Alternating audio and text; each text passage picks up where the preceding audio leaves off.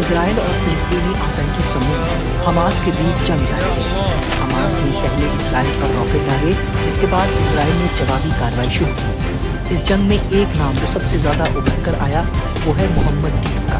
वो शख्स जो आतंकी समूह हमास को अपने इशारों पर तो चलाता है, लेकिन खुद अपने पैरों पर नहीं चल पाता। इसका मतलब है आतंकवादी संगठन हमास का मुखिया मोहम्मद दीफ व्हीलचेयर के सहारे चलता है। आपको बता दें कि इजराइल और फिलिस्तीन में मोहम्मद दीफ को एक साये के तौर पर जाना जाता है। मोहम्मद दीफ को खत्म करने की इजराइल की अब तक की सभी कोशिशें नाकाम रही हैं। मोहम्मद दीफ इजराइल के मोस्ट वांटेड की लिस्ट में सबसे ऊपर है। मोहम्मद दीफ साल 2002 से आतंकी संगठन हमास की मिलिट्री विंग का मुखिया है।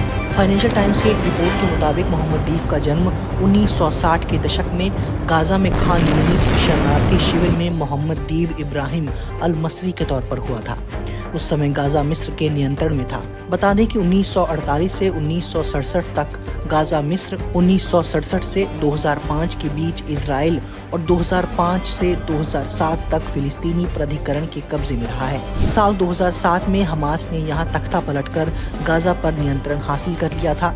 मीडिया रिपोर्ट्स में कहा गया है कि मोहम्मद दीफ के चाचा और पिता ने 1950 के दशक में सशस्त्र फलस्तीनियों की उसी क्षेत्र में की गई छापेमारी में हिस्सा लिया था, जहां हमास के आतंकियों ने 7 अक्टूबर को इजराइल में घुसपैठ की थी। हमास की स्थापना 1980 के दशक के अंत में वेस्ट बैंक और गाजा पट्टी पर इजराइल के कब्जे के खिलाफ पहले फिलिस्तीनी विद्रोह की शुरुआत के बाद हुई थी। दोनों क्षेत्र पर इजरायली कब्जा 1967 के इजराइल अरब युद्ध के दौरान हुआ था। पहले विद्रोह के समय दीफ की उम्र 20 साल थी। बाद में उसे इजरायलियों ने जेल भेज दिया। इजराइल ने दीफ को आत्मघाती बम धमाकों में दर्जनों लोगों की मौत के लिए जिम्मेदार ठहराया।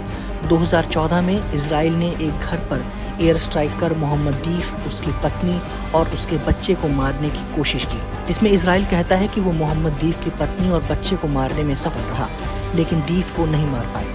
मीडिया रिपोर्ट्स के मुताबिक इसी तरह के कई हमलों में मोहम्मद दीफ अपना एक पैर, एक हाथ और एक आंख भी गंवा चुका है। पर खुद व्हीलचेयर पर चलने वाले मोहम्मद दीफ ने आज इजराइल और फिलिस्तीन दोनों जगहों पर हजारों को बेघर, अनाथ और कई कोखों को सूना कर दिया है, और इसी की वजह से हजारों बेगुनाहों को बिना किसी जुर्म के अपनी जान गंवानी पड़ी है।